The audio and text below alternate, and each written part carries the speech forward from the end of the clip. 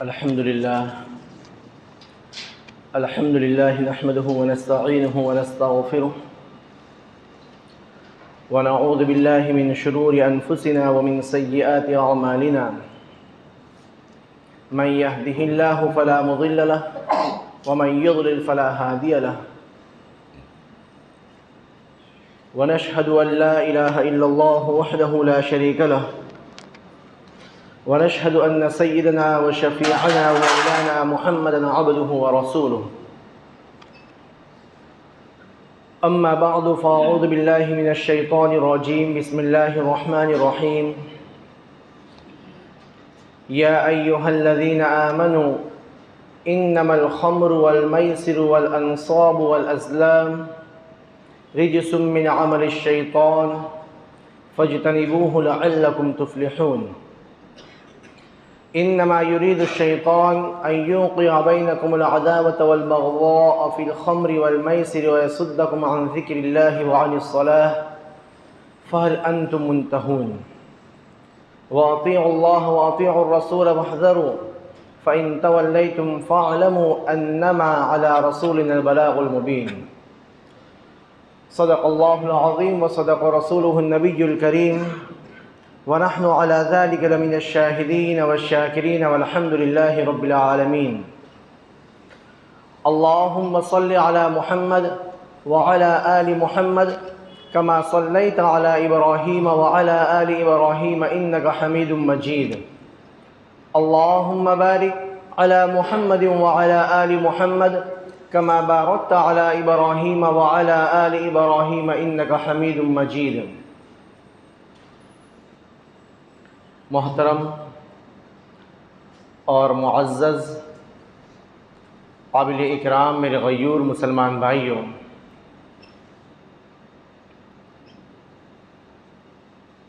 अल्लाह तबारक व तआला ने हज़रत इंसान को जिन नेमतों से नवाजा है, इन नेमतों में एक मुमताज़ नेमत है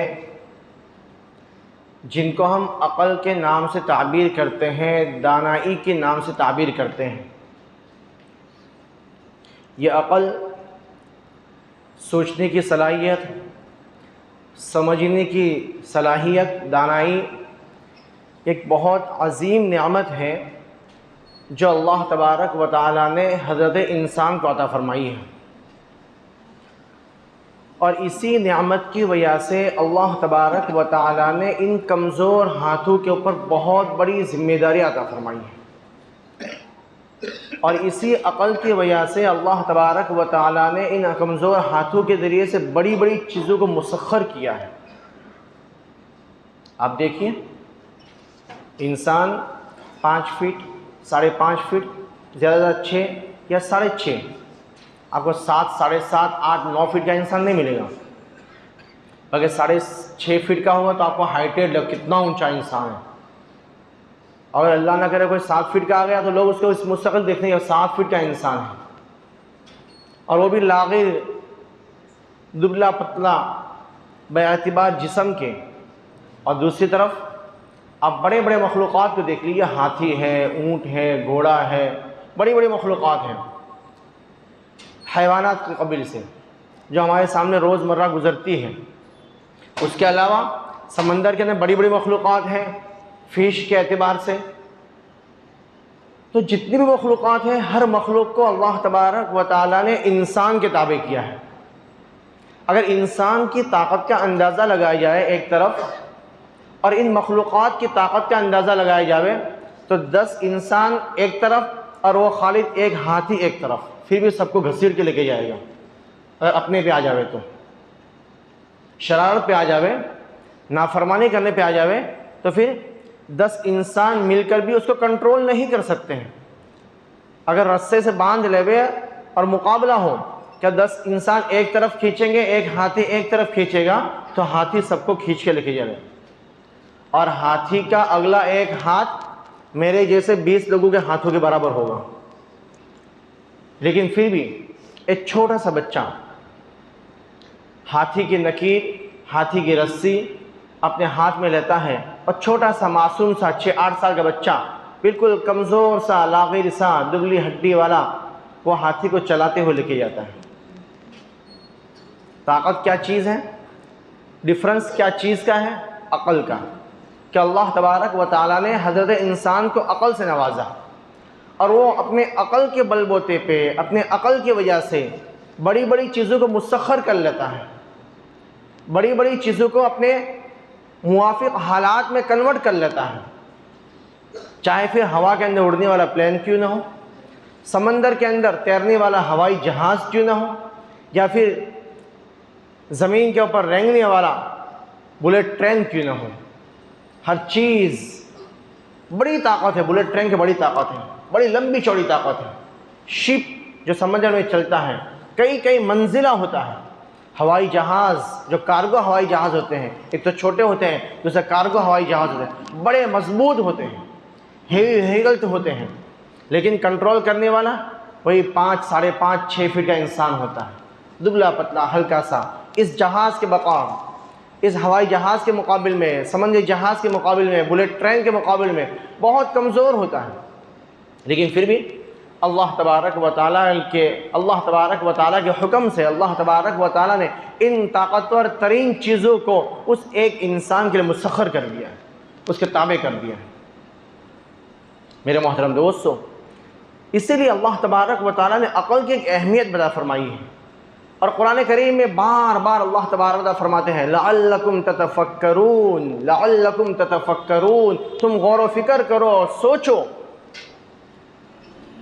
अक़ल को एक अहमियत दी है। तो वाकई इंसान के अंदर अक़ल बड़ी चीज़ है।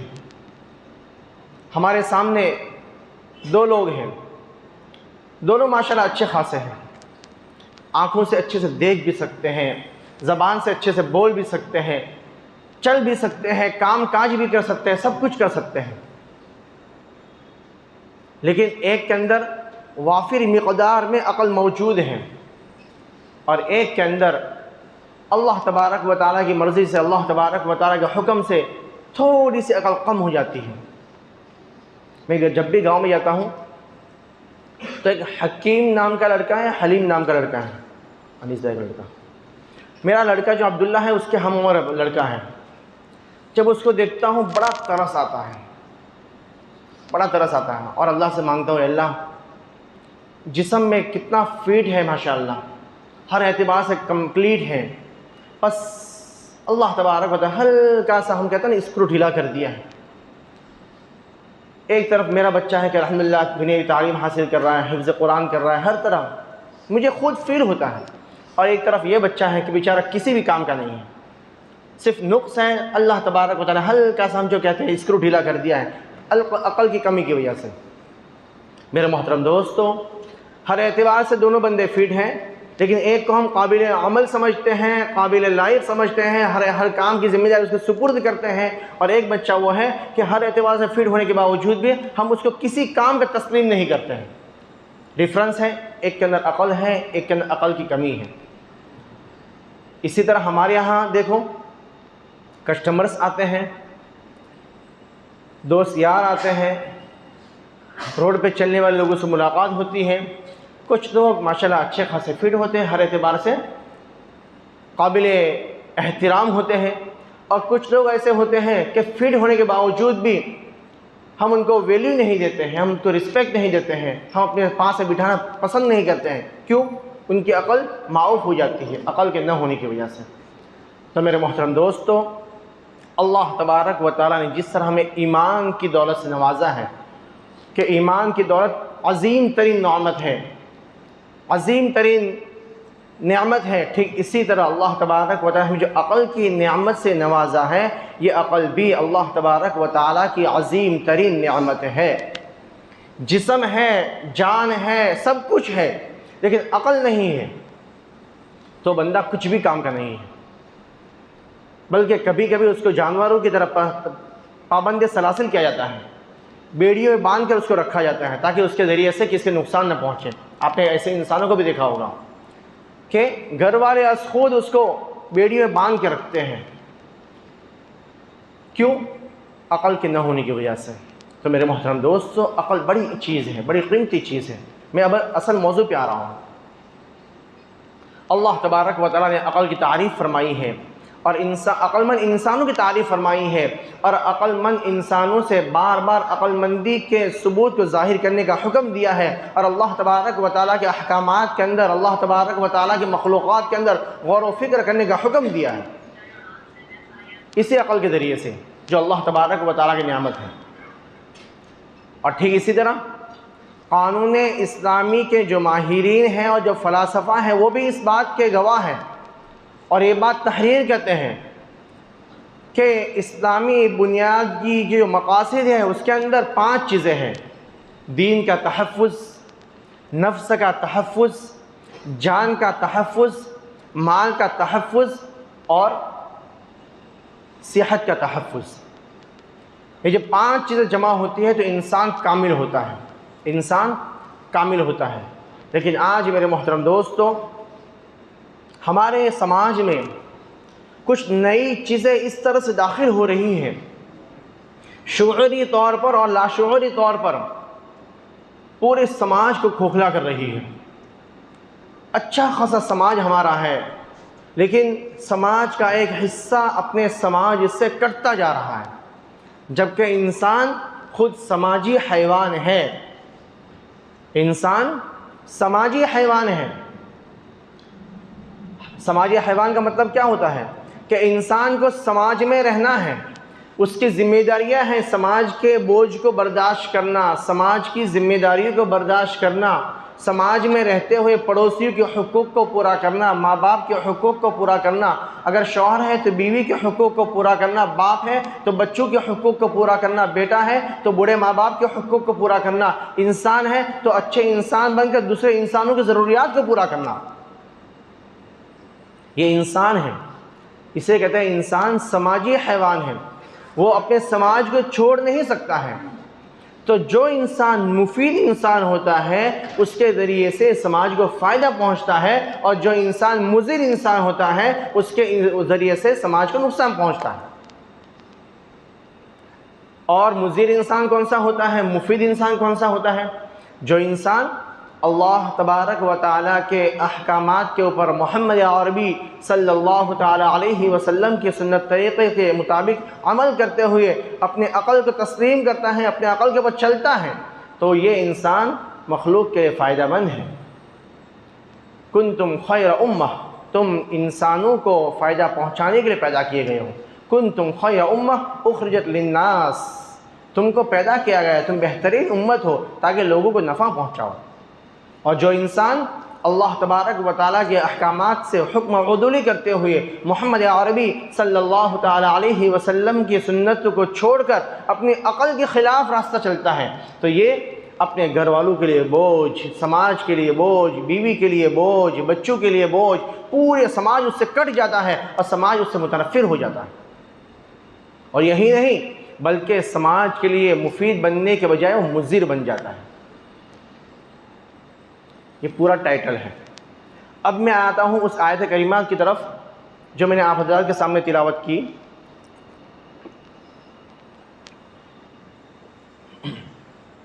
अल्लाह तबारक व तआला इस आयत करीमा में फरमाते हैं, या अय्युहल्लज़ीना आमनू, ऐ ईमान वालों। लोग नहीं फरमाया, या अय्युहन्नास नहीं फरमाया। अब मैं बारहा कहता हूँ, जब अल्लाह तबारक व तआला को अपनों से खिताब करना होता है तो अपनाइयत से खिताब फरमाते हैं। जब अपनों से खिताब करना होता है तो अपनाइयत से खिताब करना होता है। आपने देखा होगा कि जो पॉलिटिकल हजरात होता है, कभी इधर स्पीच देते हैं, कभी इधर स्पीच देते हैं, तो हमेशा उनका ट्यून अलग अलग होता है। मुमरा में आएंगे तो मुमरा वालों, कलवा में जाएंगे तो कलवा वालों, थाना में थाना वालों, मतलब पूरा एकदम जी कितना करीब कर सकते हैं उतना करीब करने की कोशिश करते हैं, मतलब कि मैं भी तुम में से हो, तुम मुझ में से हो, इतना अपनाइयत का एहसास दिलाते हैं। फिर अगली चीज़ें इरशाद फरमाते हैं।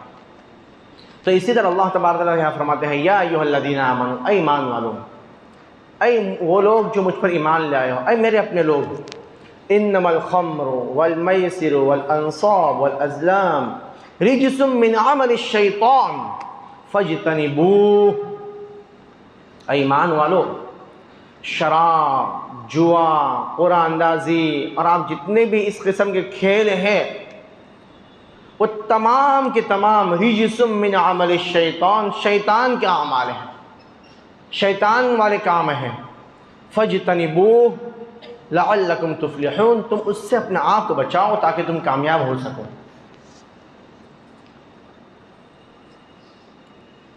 अब शराब के ज़ुमरे के अंदर वो सारी चीज़ें आ जाती हैं, जितनी भी चीज़ें नशा आवर हैं। शराब की तफसीर, शराब का लफ्ज़ अल्लाह तबारक व तआला कुरान करीम में फरमाया, और उसके वजाहत अल्लाह के रसूल सल्लल्लाहु तआला अलैहि वसल्लम ने अपने हदीस पाक के ज़रिए से इरशाद फरमाई कि हर वो चीज़ जो नशा आवर हो, हर वो चीज़ जो अक़ल को माऊफ़ करने वाली हो, हर वो चीज़ जो जिस्म को नुकसान पहुँचाने वाली हो, वो तमाम की तमाम चीज़ें शराब में दाखिल हैं। जुआ, हर वो खेल जो इंसान के माल के लिए, उसके जिस्म के लिए नुकसानदेह हो, हर किस्म की जुआ उसके अंदर दाखिल है। हर किस्म के ऐसे खेल जो इंसान की माल के हलाकत के बाइस हो, वो तमाम के तमाम इसके अंदर दाखिल है। उसके अलावा कुफ़ार मक्का के ज़माने में कुछ मखसूस खेल हुआ करते थे, उसका भी तज़किरा है उसमें। तो अल्लाह तबारक व तआला ने इन तमाम शुरुबात को, इन तमाम नशा आवर चीज़ों को अल्लाह तबारक व तआला हराम फरमा दिया है। अब ये कोई कहे कि इसमें तो शराब का तज़किरा है ना, इसमें गांजे का, बटन का और पेपर का और क्या क्या चीज़ें आती है आजकल मार्केट में। मेरे मोहतरम दोस्तों, हमारी जो बड़ी उम्र के हजरात हैं वो तो अल्हम्दुलिल्लाह अल्लाह तबारक व तआला आफ़ियत से इन सब चीज़ों से बचा लिया है। क्या अब तक मुझे नहीं मालूम क्या क्या चीज़ें मार्केट में चल रही है, तो मुझसे बड़ी उम्र के जो हैं 40 ईयर्स से, मैं खुद 40 ईयर्स का हूँ, जो मुझसे बड़े हैं उनको तो शायद मालूम ही नहीं होगा। लेकिन हमारे नौजवान जो बैठे हैं उनको पूछो क्या क्या है मार्केट में, क्या मिलता है, कहाँ मिलता है, कितने मिलता है। हमारा नौजवान आज नशे का आदी हो चुका है, और ऐसा ख़तरनाक नशा का आदी हो चुका है कि वो नशे को हासिल करने के लिए कुछ भी करने को तैयार हो जाता है। छोटे छोटे बच्चे, खुसूसन मुस्लिम इलाक़ों के अंदर, मुस्तकिल प्लानिंग के ज़रिए से हमारी न्यू जनरेशन को टारगेट किया जाता है, उनको प्रोवाइड किया जाता है सस्ते दामों के अंदर ये नशा आवर चीज़ें। उसकी बहुत सारी किस्में हैं जो मैं नहीं जानता हूँ, और मैं यकीन करता हूँ, दुआ करता हूँ कि अल्लाह तबारक व तआला शायद आप लोग भी ये सब चीज़ें न जानते हो। लेकिन अफसोस के साथ कहना पड़ता है कि हमारे छोटे छोटे बच्चे इन सब चीज़ों के आदी होते जा रहे हैं। आपने बीच में एक वीडियो देखा होगा, मुमरा के अंदर बहुत गर्दिश हो, रिक्शा के अंदर 5-6 बच्चे, 3-4 बच्चे छोटे, सोशल मीडिया पे बहुत ज़्यादा वायरल हुआ था। क्या एज थी उनकी? 8 से 12, 15, 16 साल की उम्र के बच्चे थे। सिगरेट में कुछ निकाल रहे थे, कुछ डाल रहे थे और मज़े से पी रहे थे। ये तो सोशल मीडिया पे वाकई ये वीडियो वायरल हुआ था। मेरे अपने खुद के साथ वाकई पेश आया। एक मस्जिद का ज़िम्मेदार मैं भी हूँ, इसके अलावा भी अल्हम्दुलिल्लाह मस्जिद के अंदर इमाम साहब के रूम में से पैसा चोरी हो जाता है। 22,000 रुपया चोरी करता है कौन? बच्चा, मस्जिद के अंदर पढ़ने वाला छोटा सा बच्चा चोरी कर लेता है। बाद में जब मुझ तक खबर पहुँची कि यहाँ से पैसा चोरी हुआ है, हमने देखा भाई किसके ऊपर शक हो सकता है। तो जिसके ऊपर शक था तो उन्हीं की जैसे अपने जो मुखबिर ख़ास थे उनको उसके पीछे लगा दिया। तो 2 दिन का रिपोर्ट ये मिलती है कि पाँव तले से ज़मीन सरक जाती है, कि छोटे छोटे बच्चे, उसमें 8 साल, 11 साल, मुश्किल से 15 साल ऐसे बच्चे थे, 5-6 बच्चे। 5,000 का क्या चीज़ आज मेरे दिमाग से निकल गया। मुमरा के अंदर सिटी से दूर रहते हुए 5,000 की कोई नशावर चीज़ लाते हैं, कुछ ग्राम लाए थे। उन्होंने 5,000 रुपया यहाँ पे ख़र्चा किया, 2,000 यहाँ ख़र्चा किया और 5,000 ऐसा ख़र्चा किया। कुल मिला के पूरा 22,000 का पूरा हिसाब मिल गया। 22,000 का पूरा हिसाब मिल गया, और तकरीबन पूरा पैसा नशे के अंदर यूज़ किया गया था। मेरे मोहतरम दोस्तों, ये एक कहानी नहीं है बल्कि हर घर की कहानी है। अक्सर जगहों पे ये वाक़यात पेश आ रहे हैं।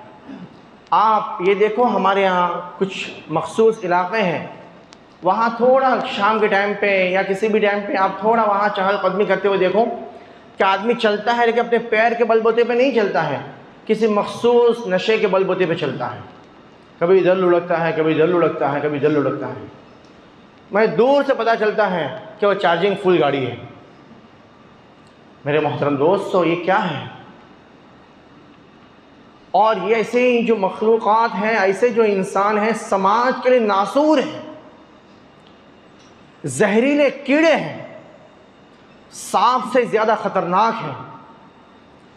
शुरू में कुछ कम पैसों के ज़रिए से उनको आदी बनाया जाता है, उनको चीज़ प्रोवाइड की जाती है, और जब वो चीज़ उनको जिस्म को लग जाती है, फिर वो खाए बगैर रह सकते हैं, पिए बगैर रह सकते हैं, लेकिन वो नशावर चीज़ के बगैर हरगिज़ नहीं रह सकते। उनको वो चीज़ चाहिए तो चाहिए। फिर उसको कैसे हासिल करना है वो कुछ भी नहीं जानते। किसका मोबाइल छीनना है, इसके लिए आजकल रोड पे चलते हुए मैं खुद अपने बच्चों को भी कहता हूँ और ख़ुद एहतियात करता हूँ कि रोड पे चलते हुए खुसूसन रात के टाइम पे कभी भी मोबाइल यूज़ नहीं करता हूँ चलते हुए। पता नहीं कब कौन आवे कहाँ से शेर की तरह और झपट के मोबाइल लेके भाग जाए, कुछ पता नहीं। बहुत सारे इंसिडेंट होते हैं, बहुत सारे वाक़यात होते हैं। बल्कि बाइक पे चलने वाले मोबाइल से बात करते हैं, दूसरा बाइक वाला पीछे से आता है और मोबाइल छीन के चला जाता है। आप भी यहीं रहते हैं, आपको भी सारे वाक़यात मालूम होंगे।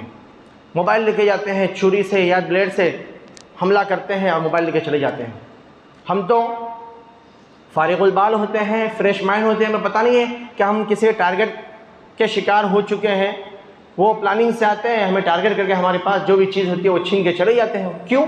फिर बाद में पता चलता है कि वो चीज़ बेची जाती है 500 रुपया, 1000 रुपया, 2000 रुपया, जबकि मोबाइल होता है 25-30 हज़ार, 40 हज़ार का। लेकिन उनको उस मोबाइल की कीमत से मतलब नहीं है, उनको जो 100-200 रुपये की जो चीज़ मिलती है उसकी कीमत है, वो उनको चाहिए और किसी भी हाल में चाहिए। इसलिए आपने वाक़या सुने होंगे कि बहुत सी जगहों पे 100 रुपये के लिए, 200 रुपये के लिए बेटे ने माँ का कत्ल कर दिया, बेटे ने बाप का कत्ल कर दिया, इसको मार दिया, इसको मार दिया। ये सब क्यों हो रहा है मेरे मोहतरम दोस्तों? इसी नशे के लिए, इसी नशे के लिए। फिर जो बंदा नशा का आदी हो जाता है वो इतना ख़तरनाक मुजरिम हो जाता है कि माँ उससे परेशान, बाप उससे परेशान, उसके भाई परेशान, बल्कि पूरा ख़ानदान परेशान हो जाता है। पूरा ख़ानदान परेशान हो जाता है। हमेशा बस उसकी सेफ्टी चाहते हैं कि ये कैसे सुकून से बैठा रहे, लेकिन वो है कि सुकून से बैठता नहीं। जब तक नशा दिया तब तक ठीक है, जैसे उसका नशा ख़त्म होता है फिर जिस्म वापस से नशे का तलबगार होता है, फिर वो भाग दौड़ शुरू कर लेता है। फिर वो नहीं देखता है कि वो उसके सामने माँ है या बहन है, बेटी है कि बाप है, कुछ भी नहीं देखता है। इसीलिए कहते हैं कि नशा हर बुराई की जड़ है। नशा हर बुराई की जड़ है। अल्लाह के रसूल सल्लल्लाहु ताला अलैहि वसल्लम ने यहाँ तक उसकी मिसाल देकर समझाया। अल्लाह के रसूल सल्लल्लाहु ताला अलैहि वसल्लम खुद मिसाल दी। अल्लाह के रसूल सल्लल्लाहु ताला अलैहि वसल्लम ने इरशाद फरमाया कि एक औरत खूबसूरत थी, उसने अपने पास में एक छोटा सा बच्चा रखा और एक तरफ शराब की बोतल रखी और एक आदमी को मजबूर किया कि तो इनमें से तुझे 3 काम में से कोई एक काम करना है, या तो शराब पीना है, या औरत के साथ बदकारी करनी है, या इस छोटे बच्चे को मार डालना है। जो काम तुझे आसान लगे वो काम तुझे करना है। मोहम्मद अरबी सल्लल्लाहु ताला अलैहि, कान खोल कर सुनो, मोहम्मद अरबी सल्लल्लाहु ताला अलैहि वसल्लम ने ये मिसाल देकर समझाया कि उस औरत ने उसके सामने ये 3 शर्तें रखी कि तुझे 3 में से कोई एक काम करना है, जो तुझे आसान लगे वो काम कर। तो उस आदमी ने सोचा कि बच्चे को मारना बहुत बड़ा पाप है, नहीं ये नहीं करूँगा मैं। औरत से बदकारी करना अच्छी बात नहीं है, ये भी नहीं करूँगा। शराब की बोतल चलो वो पी लेता हूँ, कम से कम ये 2 गुनाहों से बच जाऊँगा, ये 2 गुनाह मुझसे नहीं होंगे। पी लूँगा, थोड़ा नशा चढ़ जाएगा, बाद में नशा उतर जाएगा, मैं इन 2 गुनाहों से बच जाऊँगा। उसने फिर शराब की बोतल पी ली। अल्लाह के रसूल सल्लल्लाहु ताला अलैहि वसल्लम इरशाद फरमाते हैं कि जब उसने शराब की बोतल पी ली तो शराब की बोतल के उसके बदन में जाने के बाद उससे फिर औरत से बदकारी भी की और उस बच्चे का कत्ल भी कर दिया। अल्लाह अकबर, ये है नशा, ये है नशा।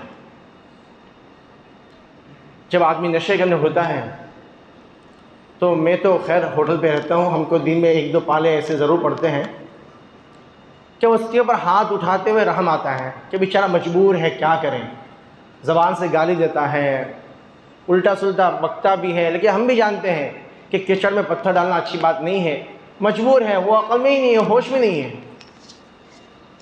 हाँ, जब बहुत ज़्यादा हो जाता है तो फिर अच्छे से हाथ भी साफ़ कर लेते हैं, फिर वो मजबूरी हो जाती है। अच्छे से हाथ साफ़ कर लेते हैं, जो हमारे अड़ोस पड़ोस में रहने वाले उसकी गवाह भी होंगे। खैर वो मजबूरी का तो मेरे मोहतरम दोस्तों, अल्लाह तबारक व तआला ने इंसान को अशरफुल मखलूक़ात बनाया, ताकतवर नहीं बनाया, अशरफुल मखलूक़ात बनाया। और अशरफुल मखलूक़ात बनाया, उसका जो रीज़न है उसको अक्लमंद बनाया। उसके अक्लमंदी की वजह से अल्लाह तबारक व तआला ने उसको अशरफुल मखलूक़ात बनाया कि वो अपने हर काम अक़ल से करता है, अक़ल के पैमाने में तोलता है। अल्लाह तबारक व तआला जो अहकामात उसको अता किए हैं, उन अहकामात को मोहम्मद अरबी सल्लल्लाहु तआला अलैहि वसल्लम की सुन्नत तरीक़े के मुताबिक पूरा करता है, जिसकी वजह से अशरफुल मखलूक़ात है, मखलूक़ात के लिए मुफीद है, मखलूक़ात को फ़ायदा पहुँचाता है, अपने माँ बाप के हुकूक़ को पूरा करता है, बीवी बच्चों की ज़िम्मेदारियों को पूरा करता है और लोगों के अच्छे कामों के अंदर सपोर्ट करता है। लेकिन जब यही अशरफुल मखलूक़ात की जो अशरफ तरीन चीज़ जो अक़ल थी, अल्लाह तबारक व तआला की जो नेमत थी, उसको ये मफलूज कर लेता है, उसको मग़लूब कर लेता है, उसको गायब कर लेता है नशे के ज़रिए से, तो यही एक हैवान, शैतान और भेड़िया बन जाता है, सांप से ज़्यादा जहरीला बन जाता है। मेरे मोहतरम दोस्तों, आज ये चीज़ हमारे समाज में अंदर अंदर चीज़ सरायत कर गई है। आप हर गली कोचे में देखो, दुकानें नहीं हैं, आपको मुस्तकिल उसकी दुकान नज़र नहीं आएगी, लेकिन फिर भी हर चीज़ मिल जाती है, आसान से, आराम से मिल जाती है। वो आपको और मुझे नहीं मिलेगी।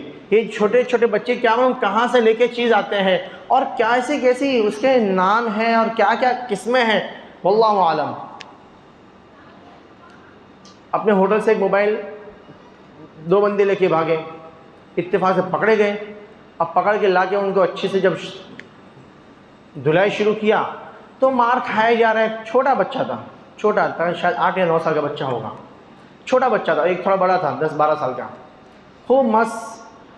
तो देखा कि बेचारे कुछ भी नहीं बोल रही है वो। फिर बड़ी मुश्किल से नंबर दिया तो उसकी माँ को बुलाया, तो माँ बेचारा आके सर पटक रही है, माथा पटक रही है कि मेरे बच्चों को क्या मालूम कहाँ से लत लग गई है, कभी इसका मोबाइल कभी इसका मोबाइल, कुछ भी करके चोरी करता है और कहीं से वो नशा और चीज़ें खाता है और हम मजबूर हो गए हैं। मेरे मोहतरम दोस्तों, आज मेरा घर महफूज है, आपका घर महफूज है, बाकी औरों के घर महफूज नहीं है। ऋषि कंपाउंड का इलाका देख लीजिए, श्रीलंका का इलाका देख लीजिए, और दूर दराज के उधर दरगाह रोड की तरफ का इलाका देख लीजिए, और भी बहुत से इलाके हैं वहाँ देख लीजिए। और मुस्तकिल प्लानिंग के ज़रिए से हमारी जनरेशन को, हमारे नई आने वाली नस्ल को तबाह बर्बाद किया जाता है कि ये बच्चे किसी काम के नहीं रहेंगे। एक बच्चा जब शराबी हो गया, जुगारी हो गया और ये चरसी हो गया, जाहिर सी बात है उसको कहीं जॉब मिलेगी? वो शक्ल से ही दिखता है कि एक नंबर के चरसी हैं। कोई अपने कंपाउंड में एंट्री नहीं देता है, जॉब तो बहुत दूर की बात। जॉब नहीं मिलेगी तो रिश्ता मिलेगा, उसको कोई अपने पास बैठने बिठाएगा। अब ये पूरा ख़त्म, वो ख़त्म नहीं बल्कि वो अपने ज़रिए से कई और लोगों को ख़त्म कर लेता है। उसका पूरा फैमिली सिस्टम ख़त्म हो जाता है, पूरा फैमिली सिस्टम ख़त्म हो जाता है। क्यों? कि पूरी फैमिली उस एक बंदे की वजह से हमेशा टेंशन में रहती है। न इसको घर में बंद करके रख सकते हैं क्योंकि ये अपने में रहते ही नहीं है। ताकत क्या मालूम कहाँ से आ जाती है कि हर किसी को नुकसान पहुँचाने पे तुल जाते हैं। गुस्सा आता है तो छुरी उठा लेते हैं, कुछ ही मारदार करने को तैयार हो जाते हैं। मेरे मोहतरम दोस्तों, आहिस्ता आहिस्ता ये जो कैटेगरी है, इस कैटेगरी के जो लोग हैं हमारे समाज में, उनका परसेंटेज बढ़ता जा रहा है। हमारे समाज में उनका परसेंटेज बढ़ता जा रहा है, और जिनके हाथों के अंदर मुस्तकबल होता है, जिनके हाथों में फ्यूचर होता है, यही परसेंटेज उनमें बढ़ रहा है। ताज्जुब की बात तो ये है। नौजवानों के हाथों में फ्यूचर होता है, कौम का मुस्तकबल होता है, तो हमारे नौजवान ही उसके आदी बनते जा रहे हैं। अब हमें करना क्या है? अव्वलन तो हमें अपने आप को खूब बचाना है। अल्हम्दुलिल्लाह जो मेरी उम्र के या मुझसे बड़ी उम्र के हैं तो अल्लाह तबारक व तआला उनको तो आज तक बचा के रखा है। उम्मीद तो यही है कि आज तक वो लोग बचे होंगे। हमारे घरों के अंदर हमारे जो बच्चे हैं उन पर कड़ी निगरानी करनी है। स्कूल कितने बजे आते हैं, कितने बजे आते हैं, ट्यूशन कहाँ जाते हैं, कब आते हैं, उनके खाने पीने का चाल ढाल का अंदाज़ क्या है।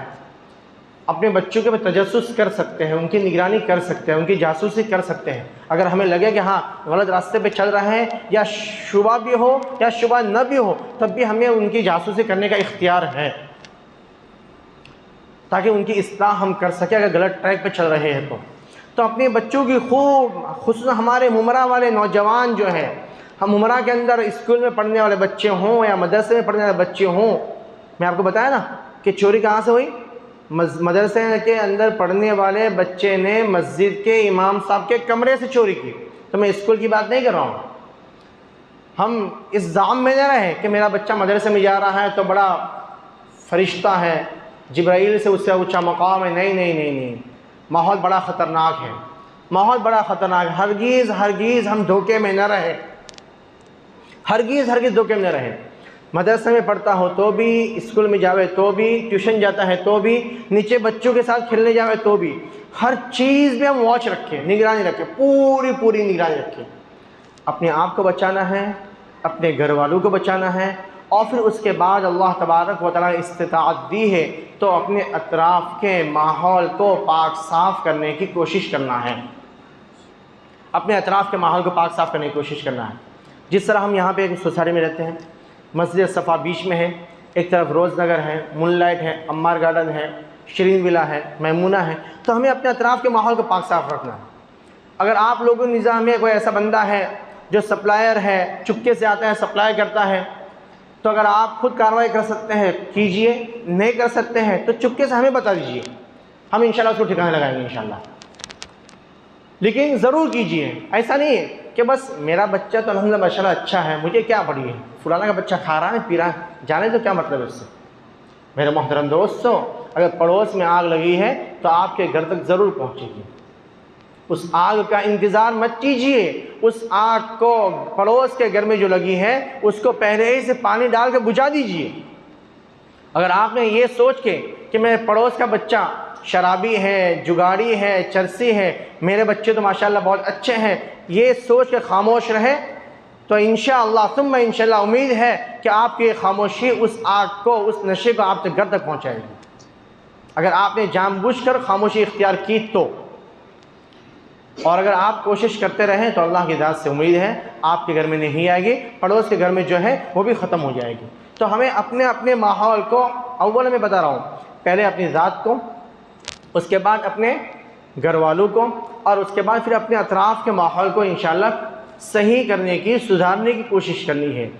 जब हमने अपने माहौल को सुधारने की कोशिश की, हर कोई बंदा अपने माहौल को, अपने अतराफ़ के माहौल को बनाने की कोशिश करेगा तो अल्लाह की ज़ात से उम्मीद है रफ्ता रफ्ता पूरा माहौल सही हो जाएगा। लेकिन अबे हमें हर एक को कोशिश करना है कि हम अपने अपने माहौल को बनाने की कोशिश करें, हम अपने अपने माहौल को पाकीज़ा करने की कोशिश करें। और उसके अंदर सिर्फ ये चरस, गांजा और ये अफ़ीम और बटन और पेपर और क्या क्या चीज़ें जो खाने वाले अफराद हैं, सिर्फ वही नहीं बल्कि ये जो गुटखा वगैरह खाते हैं वो भी उसके अंदर शामिल है। जो गुटखा वगैरह खाते हैं वो अपने आप को फरिश्ता ना समझे कि हम तो एकदम माशाल्लाह पाक साफ़ है और हम तो बहुत अच्छा काम करते हैं, बहुत अच्छा फूड खाते हैं। नहीं, मैंने क्या बताया पहले कि इंसान जो इस्लामी कानून है और उसके माहिरीन हैं ये कहते हैं कि इस्लामी अहकामात की बुनियाद 5 उसूलों पर है। दीन की हिफाजत, नफ्स की हिफाजत, जान की हिफाजत, नस्ल की हिफाजत और सेहत की हिफाजत। ये 5 चीज़ों से मिलकर इस्लामी बुनियाद के अकाइद की, उसके बाद मजबूती उसकी बुनियाद है। तो उसके अंदर सेहत की हिफाजत भी है। सेहत की हिफाजत ये अल्लाह तबारक व तआला की अमानत है। सेहत अल्लाह ताला ने मुझे दी है तो अल्लाह तबारक व तआला की अमानत है। लेकिन आप अब अल्लाह तबारक व तआला की अमानत में खयानत कैसे करते हैं? एक डब्बा है, डिब्बी है, बॉक्स है, उसके बाद साफ साफ लिखा हुआ है कि तंबाकू खाने से कैंसर हो सकता है। तंबाकू खाने से कैंसर हो सकता है। सिगरेट के डब्बे वो साफ साफ लिखा है कि सिगरेट को पीने से कैंसर हो सकता है, लेकिन फिर भी आराम से सिगरेट भी पी रहे हैं, तंबाकू भी खा रहे हैं, गुटखा भी खा रहे हैं। हुकूमत ने यहाँ तक मजबूर होकर कि शायद हो सकता है पूरे हिंदुस्तान की आवाम पढ़ी लिखी नहीं है, इसकी वजह से वो पढ़ा लिखा जानती नहीं है, तो उसके ऊपर गंभीर ख़तरनाक पिक्चर चिस्पा कर दिए हैं और ऐसे ऐसे पोस्टर लगाया है कि हम सोचना चाहें मतलब गौर से देख नहीं सकते हैं। यहाँ से उसका होठ फटा हुआ है, यहाँ से जबड़ा निकला हुआ है और एकदम ख़तरनाक पोस्टर लगे हैं तंबाकू डब्बे के ऊपर, गुटखा के ऊपर और सिगरेट के ऊपर, लेकिन फिर भी लोग खाते हैं। मेरे मोहतरम दोस्तों, क्यों? और लोग कहते हैं कि इससे कैंसर थोड़ी होता है। भाई फिर नहीं होता है, उस पर लिखा क्यों है? ये स्लो पॉइज़न है, ये स्लो पॉइज़न है। और आपको अगर तजर्बा करना हो, देखना हो, मैंने अपने आंखों से देखा है। अहमदाबाद के अंदर शायद एशिया का सबसे बड़ा कैंसर हॉस्पिटल है।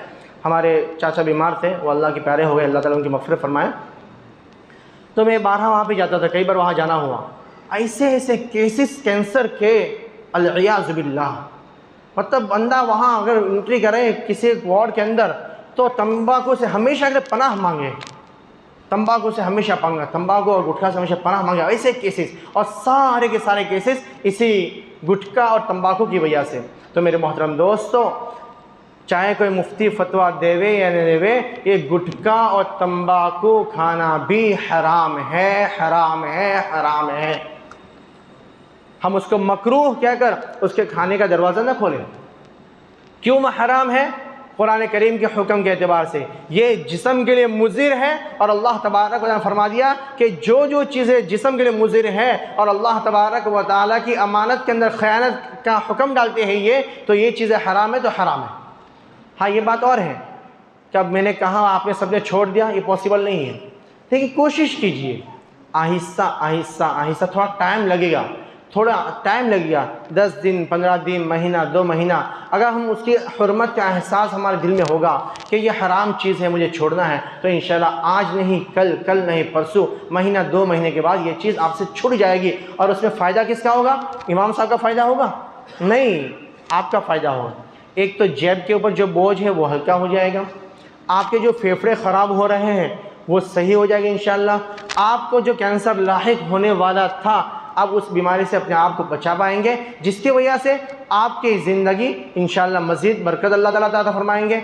आप अपने बच्चों को और मज़ीद फ़ायदा पहुंचा सकते हैं। तो हर एतबार से फ़ायदा आपका ही है। बस दुआ कीजिए अल्लाह तबारक व तआला हमें इन कहीं सुनी बातों पर अमल करने तौफ़ीक़ अता फरमाए। व आखिर दावाना अल्हम्दुलिल्लाहि रब्बिल आलमीन।